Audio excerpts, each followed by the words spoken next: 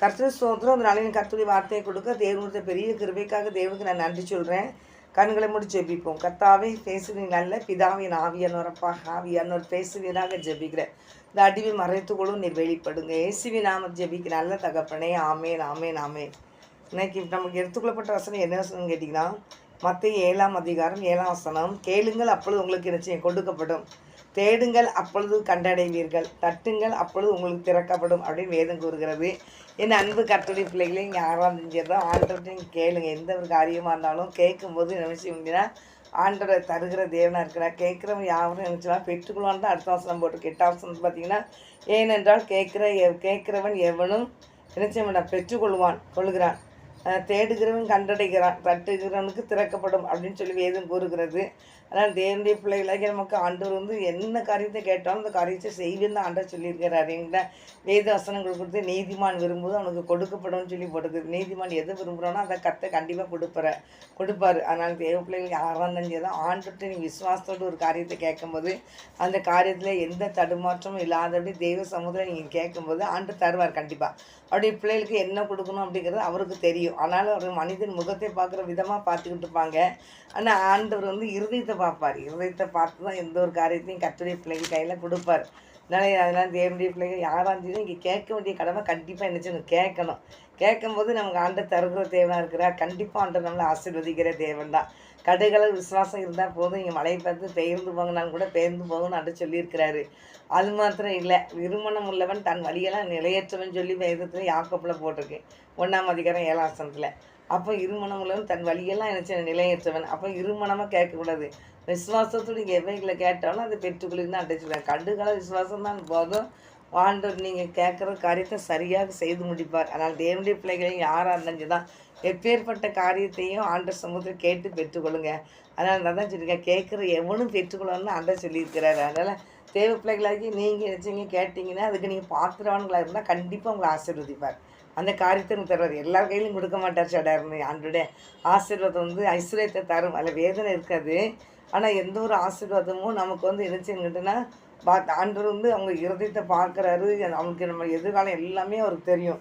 நம்ம எதிர்காலம் எல்லாமே அவருக்கு தெரியும். அவருக்கு மறைவானது ஒன்றுமே கிடையாது. அதனால் தேவ பிள்ளைகளை யாராக இருந்தாலும் சரி தான் அவருடைய கேட்குறாரு, பார்த்து தான் கொடுப்பாரு எல்லா பிள்ளைகளுக்கும். ஆனாலும் இன்றைக்கி நிறைய பிள்ளைகள் பெற்றுக்கொள்றதுக்கு தகுதியாக இருந்தாலும் கூட என்ன செய்ய மாட்டேங்கிறாங்க, கேட்க மாட்டேங்கிறாங்க.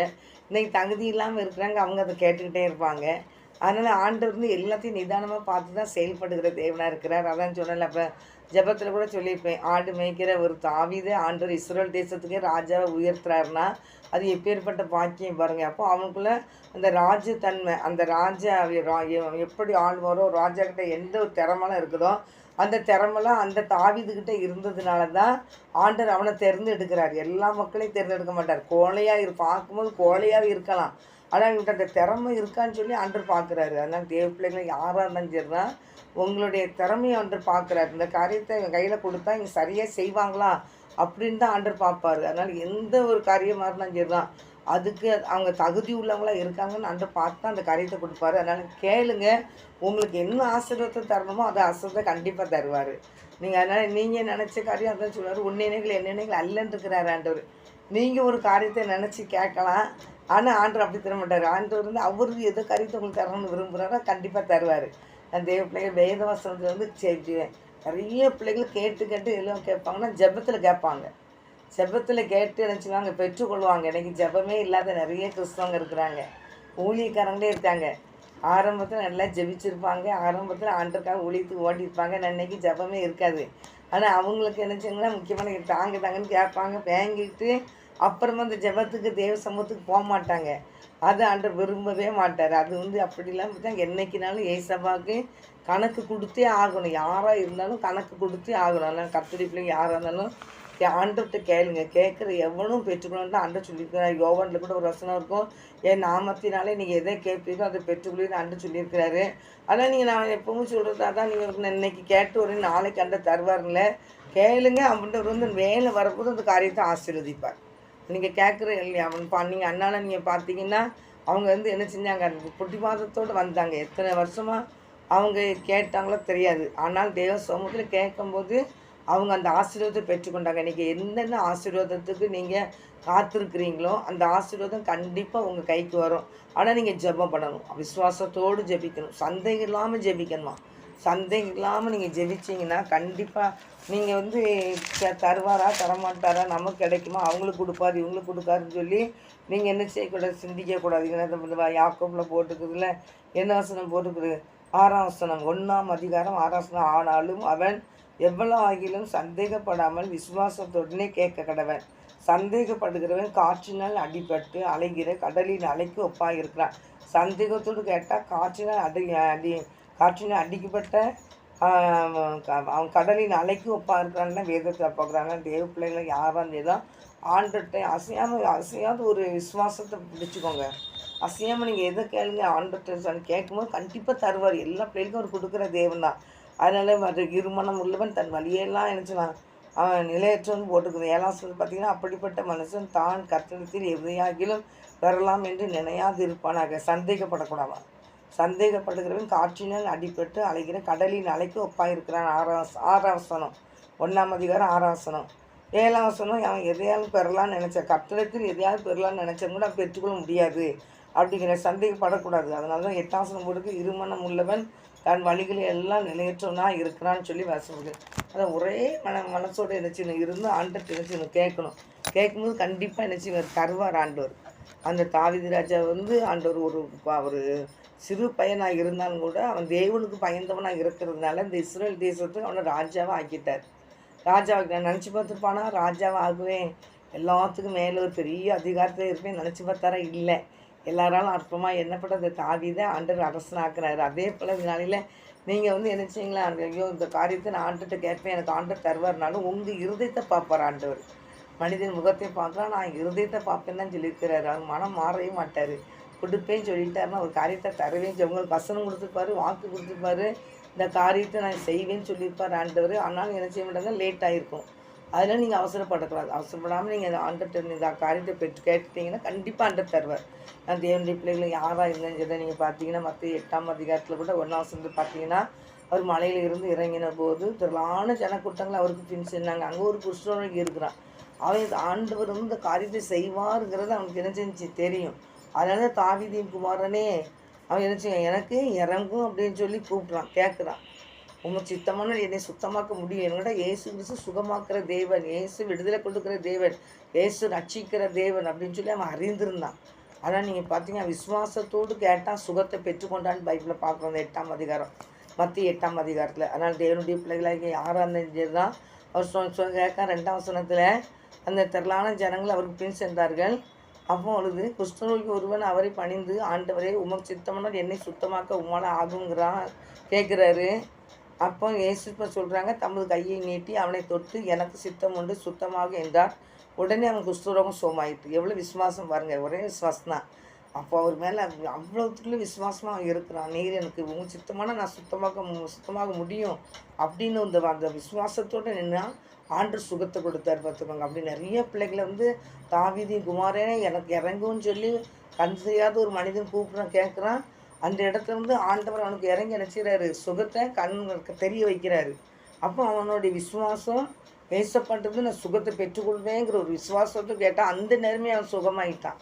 கண்ணு தெரிய ஆரம்பிச்சிட்டு. பரதேவி குருடனை பார்த்தீங்கன்னா தாவீதின் குமாரனே எனக்கு இறங்குன்னு சொன்னால் உடனே அவருக்கு சுகத்தை ஆண்டவர் கொடுத்தாரு. அப்போ அந்த விசுவாசம் வேணும்.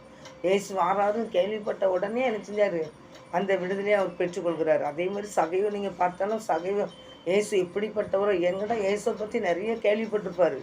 இயேசு பற்றி லூக்காவில் பார்த்தீங்கன்னா 19ஆம் அதிகாரத்தில் இயேசுவை பற்றி நிறைய கேள்விப்படுறாரு. இளையகுமாரன் மனம் திரும்புறது கேள்விப்பட்டிருப்பார். அந்த நிறைய காரியங்கள் அதில் வந்து நிறைய காரியங்கள் அந்த லூக்காவில் 1ஆம் அதிகாரத்தில் நிறையா காரியங்களை அவர் கேள்விப்பட்டிருக்கலாம், பார்த்து நிறைய காரியங்களை கேள்விப்பட்டிருக்கலாம். அவர் எதுவும் இவர் எப்படிப்பட்டவராக இருப்பார் பார்ப்போம் அப்படின்னு நேரே ஒரு மரத்து மேலே ஏறி இருந்து யாரோ பார்க்குறேன்.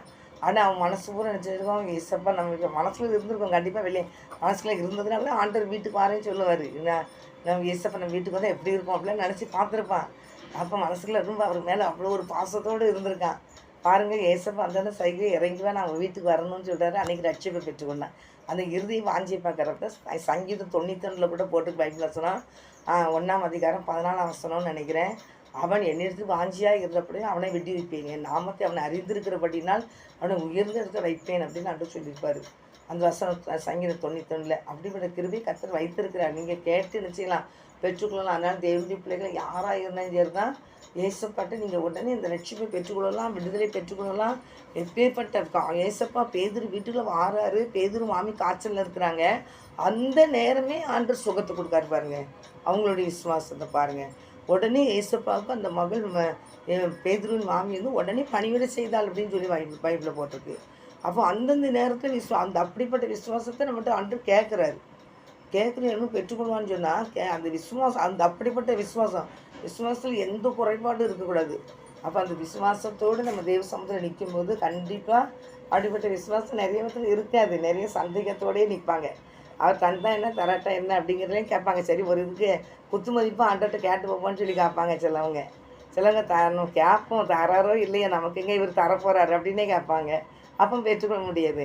சிலவங்க நினச்சிவாங்க, நான் ஏசப்பா எனக்கு தாருங்கய்யா, நான் பாவிதான்ப்பா, எனக்கு இறங்கும்ப்பா, எனக்கு கிருமையாக இறங்கி தாங்கப்பா அப்படின்னா ஆண்டவர் கண்டிப்பாக கொடுப்பாரு. ஆனால் அவங்க மனசை பார்ப்பார். இந்த நடிக்காங்களா, எப்படி நேர்மையாக இன்றைக்கி இருக்காங்களான்னு பார்ப்பார். ஊரில் மட்டும் அட்டொழித்தை பண்ணிக்கிட்டு ஏசப்பா எனக்கு இறங்குனா இறங்க மாட்டார் ஆண்டவர். நான் தேவ பிள்ளைகளாகி யாராக இருந்தாலும் தான் ஆண்டவர் வந்து மனிதன் முகத்தை பார்த்து அவரை ஆசீர்வதிக்க மாட்டார். ஆண்டவர் என்ன செய்வார், ஒவ்வொருத்தருடைய இருதயத்தையும் பார்க்குறாரு. இருதயத்தை பார்த்து அவங்கள ஆசீர்வதிக்கிற தேவன். ஒவ்வொரு பிள்ளைகளுடைய உள்கருத்தும் ஆண்டவருக்கு தெரியும். அதனால் தேவ பிள்ளைகள் யாராக இருந்தாலும் ஆண்டவர்கிட்ட பாதத்தில் விழுந்துக்கிறது அதிகமாக ஜெபிங்க. ஆண்டவர் நம்மளை இன்றைக்கி உயிரோடு வச்சுருக்கிறது பெரிய கிருபை. அந்த கிருபைக்கு மாற்றமே கிடையாது. அதனால் தெய்வ பிள்ளைகளாகி ஆறாந்தம் தான் ஏசப்பட்ட எல்லா ஆசீர்வாதத்தையும் கேட்டு பெற்றுக்கொள்ளுங்க. அவர்கிட்ட விடுதலை உண்டு. அவர் நம்மளுக்கு விடுதலை பண்ணி உயர்த்துகிற தேவன் தான், கைவிடுகிற தேவனில். நான் விலகுதுல என்னை கைவிடுதும் இல்லைன்னு அங்கே சொல்லியிருக்காரு. ஏசப்பா நம்ம கூட தான் இருக்கிறாரு. அதனால் தேவ பிள்ளைகளை யாராக இருந்தாலும் சரி தான், ஒரு பிள்ளைகளை கூட அவர் கைவிட மாட்டார். ஏன்டா அவர் சொல்லியிருக்காரு, நீ போகும் இடம்னா உன் தேவனாக்கி தான் உன்னோடு இருப்பேன் அப்படின்னு சொல்லியிருக்காரு. நம்ம வந்து அறியாமல் சில பிள்ளைகள் 10 பிள்ளைங்க இருந்துச்சுன்னா நான் 2 கீழ்ப்படியும் 2 கீழ்ப்படியும் அது எழுதிருக்கான பிள்ளைகளேன்னு போயிடுவாங்களா, அவங்களுக்கு கிடையாது. எல்லாத்தையும் அவர் பிள்ளைய ஒரு பெற்றவங்க இப்படி இருந்தாங்கன்னா அவங்களுக்கு பிள்ளை தான். 10 பிள்ளை இருந்தாலும் சேட்டை பண்ணாலும் கூட என் பிள்ளை இதுலேருந்து திருந்தணுமேன்னு ஆசைப்படுவாங்க. அதே மாதிரி ஏசப்பாவும் அதே மாதிரி ஒவ்வொரு பிள்ளைகளுக்கும் மனம் திரும்புதலுக்கு ஒரு பெரிய ஒரு நாளை வச்சுருக்கிறாரு. அதனால் கத்திரிக்கை ஆராதனை தான். தேவ சமூகத்தை பிடிச்சிக்கோங்க, தேவ சமூகத்தை விட்டுறாதீங்க. தேவ சமூகத்தை விட்டு விசுவாசத்தோடு கேட்டுக்கிட்டே இருங்க. கண்டிப்பாக உங்களுக்கு விடுதலை கண்டிப்பாக ஆண்டவர் தருவார். ஒவ்வொரு மக்களுக்கும் விடுதலை கொடுப்பார். எப்பேற்பட்ட காரியமாக இருந்தாலும் பாருங்கள், 100க்கு அதிபதி வேலைக்காரன் சுகம் வியாதி பண்ணிருக்கிறான்னு சொன்ன உடனே நம்ம வீட்டுக்கு வரேன்னா வேண்டாம் நீங்கள் வர ஒரு வார்த்தை சொல்லுங்கள் போதும். அந்த ஒரு வார்த்தை சொன்னால் போதும் விசுவாசம் சுகமாகிடுவான்னு சொல்லி கேட்குறோம். அந்த நேரமே அந்த வேலைக்காரன்னு சுகமாயிட்டான். திமிர்வாதத்தில் சாக போகிற சூழ்நிலை கிடக்கிறவனே தூக்கி நிறுத்திட்டார் ஆண்டவர். அவனுடைய விசுவாசம், அந்த 100க்கு அதிபதியோட விசுவாசம். இல்லை தேவ பிள்ளைங்க யாராக இருந்தாலும் சரி தான் ஆண்டவர் அந்த நேரத்துலேயே நினச்சி சுகத்தை கொடுத்துருவார். அதனால் தேவ பிள்ளைகள் இதில் தான் இருக்குது. இந்த 8ஆம் அதிகாரத்தில் தான் இருக்குது. பார்த்திங்கன்னா 13ஆம் வசனத்தில் இயேசு 100க்கு அதிபதியை நோக்கி நீ போகலாம், உன் விசுவாசம் பின்படி உனக்கு ஆக கடவுது என்றார். அந்த நாளிகையில் அவன் வேலைக்காரன் சொஸ்தமானான் என்று வேதத்தில் பார்க்குறோம். தேவனுடைய பிள்ளைகளாக யாராக இருந்தாலும் சரி தான் ஆண்டவர் அந்த நேரத்தில் சுகத்தை கொடுக்குறாரு. அது மத்திய 8ஆம் அதிகாரத்தில் 14ஆம் வசனம் போட்டுக்கு இயேசு பேதுருவின் வீட்டிலே வந்தபோது அவன் மாமி ஜுரமாய் கிடக்கிறதை கண்டார். அவள் கையை தொட்ட உடனே ஜுரம் அவளை விட்டு நீங்கிச்சு. அவள் எழுந்திருந்து அவர்களுக்கு பணிவிடை செய்தாள் அப்படின்னு சொல்லி இந்த 14ஆம் வசனம் 15ஆம் வசனத்தில் போட்டிருக்கு. 8ஆம் அதிகாரம் மற்ற 8ல் அதான் தேவ பார்த்து அந்த நேரமே சுகமாயிட்டா, அந்த நேரமே விடுதலை ஆகிட்டா.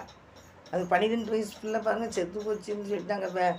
ஆண்டவரை நீங்கள் தொந்தரவு பண்ண வேண்டாம் அப்படின்னு சொல்லி எவ்ரி மகளுக்கு மரணம் அடைஞ்சிட்டான்னு சொல்லி கேள்விப்பட்ட உடனே ஆண்டவர் இல்லை நித்திரையில் இருக்கிறா நான் எழுப்பும் அப்படின்னு சொல்லி கூட்டிகிட்டு வந்து ஆண்டவர் சொல்கிறாரு, தற்காலிக எலும்பு அது சிறுபெண்ணை எலும்பு அப்படின்னு சொல்கிறாரு. அந்த பிள்ளை எலும்பிட்டு மறித்து போன பிள்ளை அந்த நிமிஷத்துலேயும் விடுதலை கிடைக்குங்க.